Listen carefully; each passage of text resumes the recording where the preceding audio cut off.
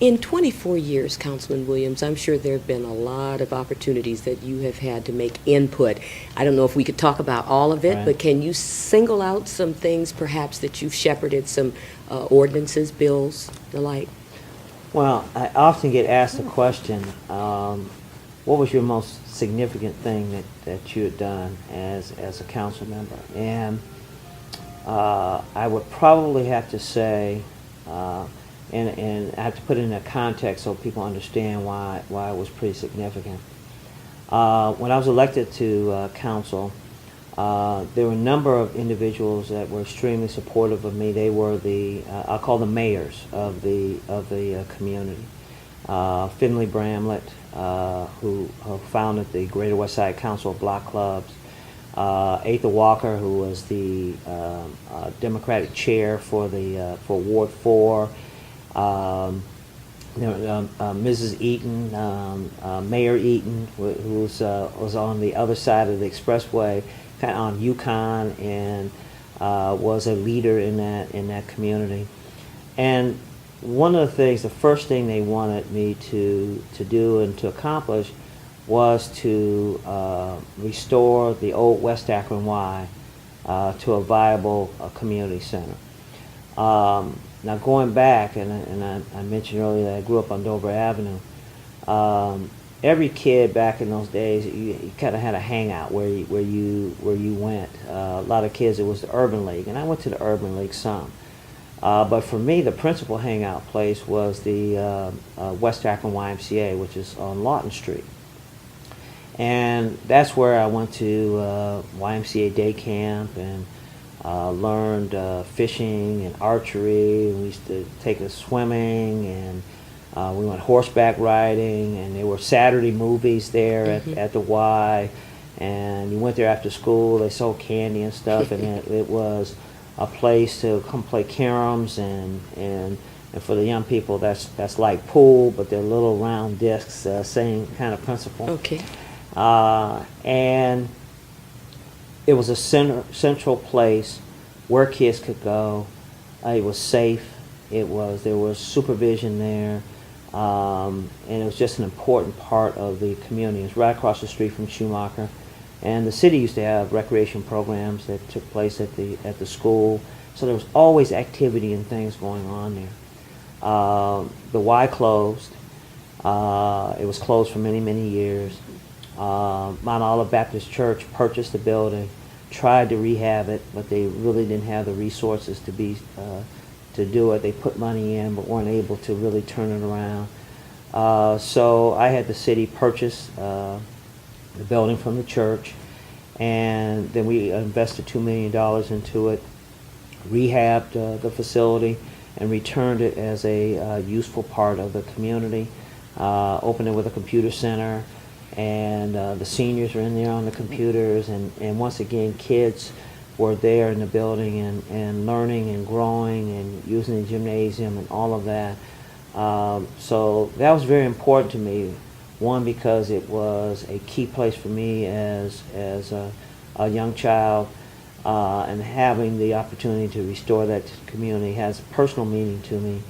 But additionally, this is what the neighborhood leadership wanted. This was the top thing on their agenda. And I think it's extremely important that people in the community set an agenda for their community, and that the city government responds to that agenda.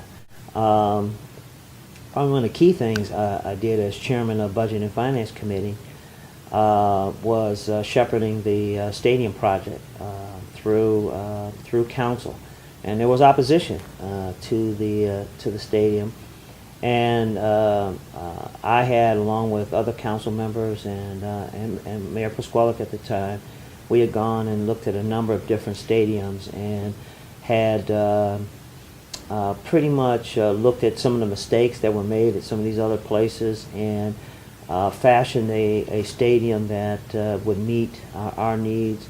It was very clear to me that it was important that it was in downtown. The stadium itself is not a moneymaker, but the development and things that could take place around it, that's the really impact of a stadium. And we went to a number of communities, I think it was Richmond, Virginia, if I remember right. Beautiful stadium, sitting out in the middle of nowhere. No opportunity for other economic development or anything else to take place with that. So it was extremely important that it was downtown.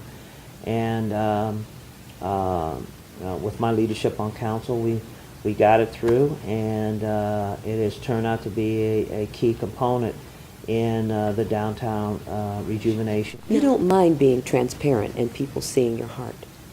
I'm asking you a question. Not at all. Mm-hmm. It is selecting someone for leadership roles is very personal. It should be, there should be some analysis that's there as to what kind of person that person is, and more than just what they're going to do, having some understanding of what their philosophies are, and tying in to some commonality. So explain to us again, you might have touched on that earlier, how do you intend to empower? What are the tools or the steps that you would take? Because people for so long have felt helpless. They felt that they did not have a voice. And to hear a person say, which grates me, my vote doesn't count. Yeah. Well, the first thing is to create the forums and opportunities for them to participate. It's interesting when somebody wants to get a block club started, and it's the same kind of principle. They'll call me up tonight and say, well, I want to start block club. I said, okay, that's the process. They'll go out and send out all these flyers, and they cover blocks and blocks of flyers, and then they buy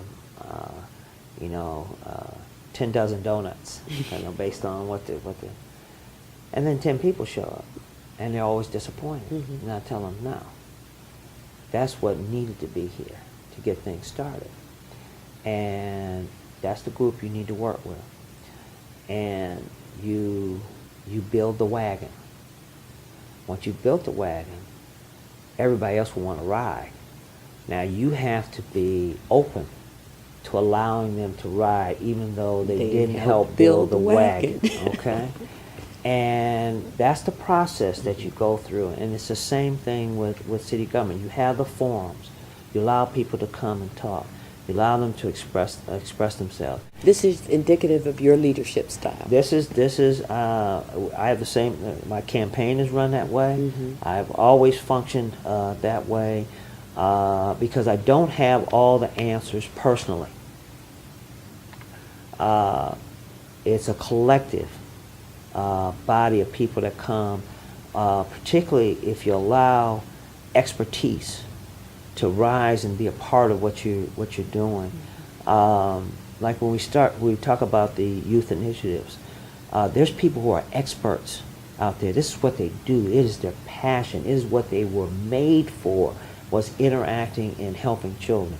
You got to bring that expertise into the fold. Mm-hmm. I love kids, but I'm not necessarily have every answer for them. And frankly, you have to allow kids to be a part of the solution, because oftentimes we'll form solutions for them. And we're talking for them, yeah, speaking for they them without won't buy getting into it. It's That's not correct. relevant to That's them. right. So they have Right. to be a part of that. So you have to empower children to help with those issues and things that they're facing. You provide the structure, you provide the leadership, you provide the resources, you provide wise counsel, but you have them help fashion that. It's the same thing in the neighborhoods. Mm-hmm. They should be able to participate and help strategize as to how to deal with the problems and issues there, and empower them to do that so they don't feel helpless or they don't feel alone. And that's really what people are looking for. They're looking for the opportunity to be heard.